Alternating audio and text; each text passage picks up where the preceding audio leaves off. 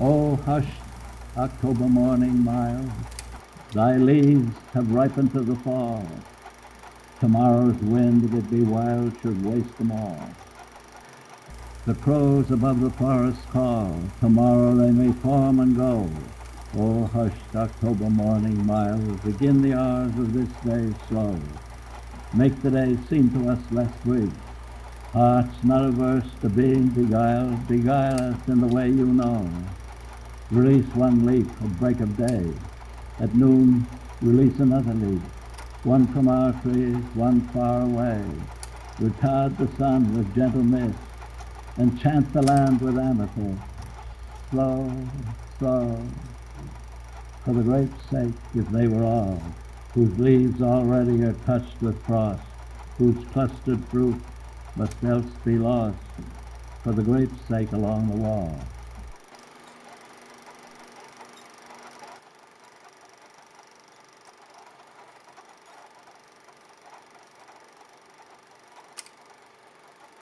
Two roads diverged in a yellow wood, and sorry I could not travel both and be one traveler.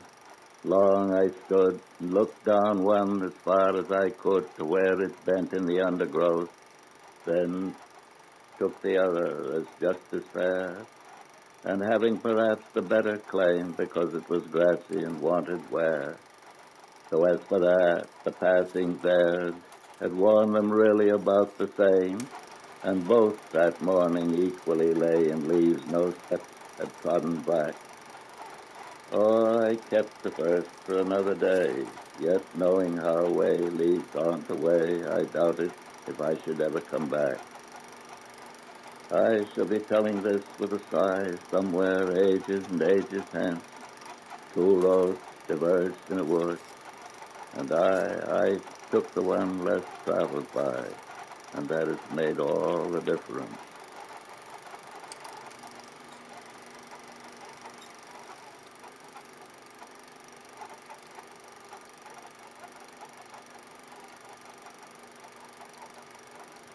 When I see birches bend to left and right across the lines of straighter, darker trees, I like to think some boy's been swinging them. But swinging doesn't bend them down to stay as ice storms do. Often you must have seen them loaded with ice a sunny winter morning after a rain. They click upon themselves as the breeze rises and turn many-colored as the stir cracks and praises their enamel. Soon the sun's warmth makes them shed crystal shells, shattering and avalanching on the snow crust. Such heaps of broken glass to sweep away, you'd think the inner dome of heaven had fallen. They are dragged to the withered bracken by the load, and they seem not to break, though once they're bowed so low for long, they never right themselves. You may see their trunks arching in the woods years afterward, trailing their leaves on the ground like girls on hands and knees that throw their hair before them over their heads to dry in the sun. But I was going to say, when truth broke in with all her matter of fact about the ice storm, I should prefer to have had some boy bend them as he went out or in to fetch the cows. Some boy too far from town to learn baseball, whose only play was what he found himself, summer or winter, and could play alone. One by one he subdued his father's trees by writing them down over and over again until he took the stiffness out of them, and not one but hung limp. Not one was left for him to conquer. He learned all there was to learn about not launching out too soon and so not carrying the tree away clear to the ground. He always kept his poise to the top branches, climbing carefully with the same pains you use to fill a cup up to the brim and even above the brim. Then he flung outward, feet first, with a swish, kicking his way down through the air to the ground. So was I once myself a swinger of birches, and so I dream of going back to be. It's when I'm weary of considerations and life is too much like a pathless wood where your face burns and tickles with the cobwebs broken across it and one eye is weeping from the twigs having lashed across it open. I'd like to go away from earth a while and then come back to it and begin over.